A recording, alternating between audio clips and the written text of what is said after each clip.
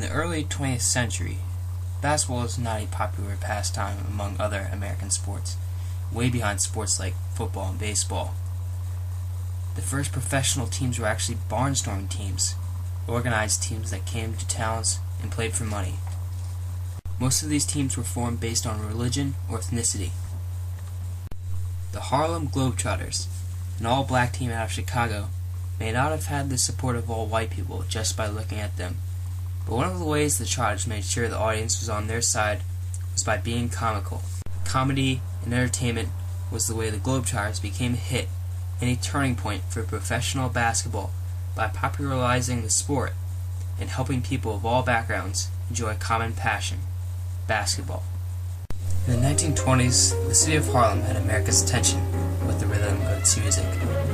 Harlem was the center stage for African Americans, especially for musicians such as Jelly Roll Martin, Duke Ellington, Willie Smith, Fats Walker, Louis Armstrong, and much more. Just like Harlem, basketball was beginning to get people's attention.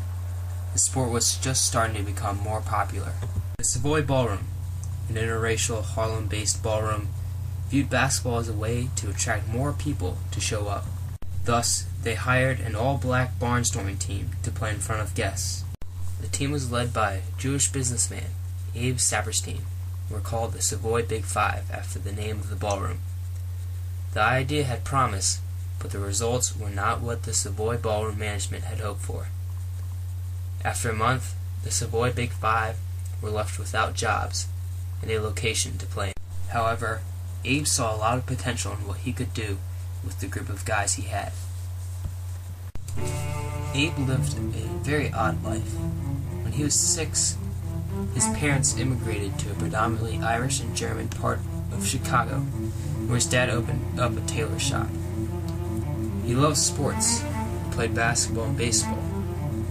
After getting cut from the University of Illinois' basketball team, Abe dropped out and took a job as a playground supervisor in Chicago's park system.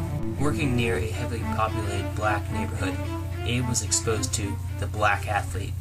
He had the chance to witness some great talent coming out of the neighborhoods in basketball and baseball, and he realized he wanted to have the chance to assemble a great basketball team.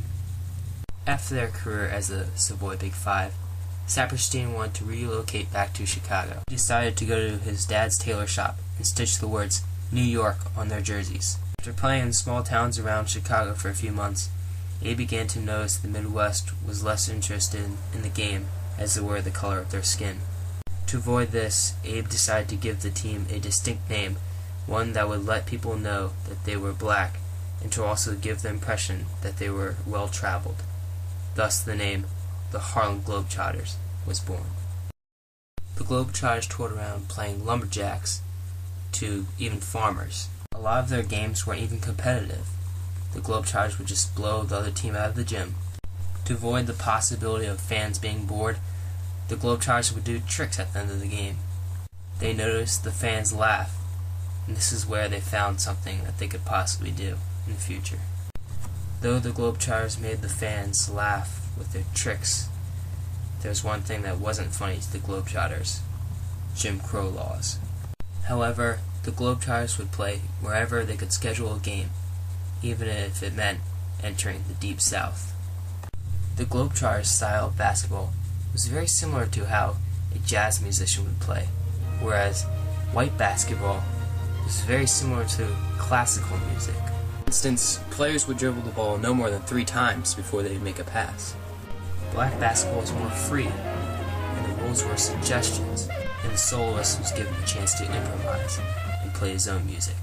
The Globetrotters and their comedic acts were led by a man named Reese, aka Goose Tatum.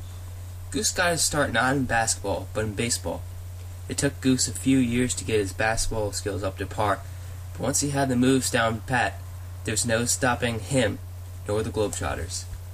The Globetrotters created their own halftime warm-up, the Magic Circle. The style of play was brought over from Goose Tatum's Negro League warm-up. The Globetrotters put music to it, playing Brother Bones' Sweet Georgia Brown in the background. The circle and the song has been linked ever since.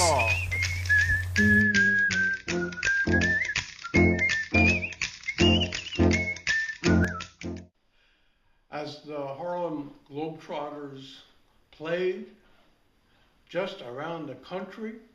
Their fame grew, and the things they could do with a basketball were truly amazing. But people began to question, how good are they? How can one tell how good they would be against a professional team? Well, Abe Saperstein had an answer. He scheduled a series of games with the Lakers, one of the best professional teams at the time. The big town welcomes the Clown Kings of basketball, the famous Harlem Globetrotters. The Globetrotters knew what they were up against.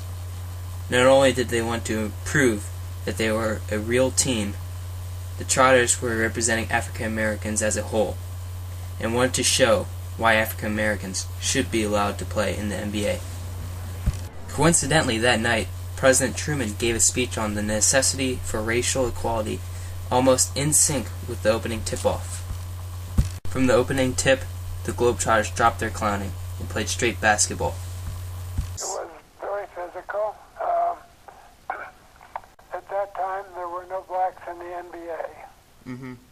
And so they had, I guess they wanted to prove that we were defending world champions, that they claimed to be the world champions, I guess. So the games were very, very competitive and very physical. The game was so physical that late in the game, Marcus Haynes and George Mikan collided for a rebound, and both fell into the floor. Irma Robinson pointed a finger at George Mikan as if it was his fault that the collision happened. If there was going to be racial violence during the game, that was the time it was going to happen. Thankfully, it didn't, and the game continued. The game came down to the last possession, with Irma Robinson holding the ball for the Globetrotters and their fate. He hurled up a shot just as the gun went off, and when the ball went through the net, the crowd erupted. The Lakers, the NBA, and the public was left in shock. However, an important concept stemmed from the game. Because of the outcome, all the racist arguments for keeping blacks out of the NBA were being undone. And in 1950, the New York Knickerbockers signed Nat Sweetwater Clifton from the Harlem Globetrotters, making him the first African American to play in the NBA.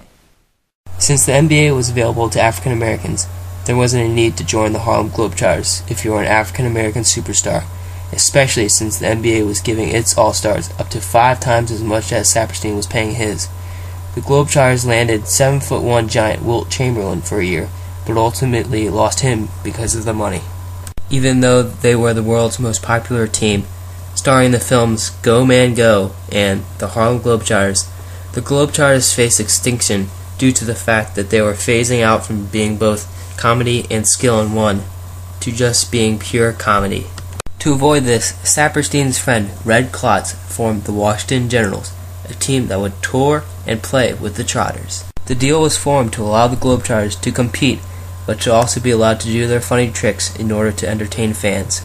After concluding their first ever world tour in 1951, the Globetrotters gained the love of fans from all over the world, many of whom had never seen basketball before, or even heard of it.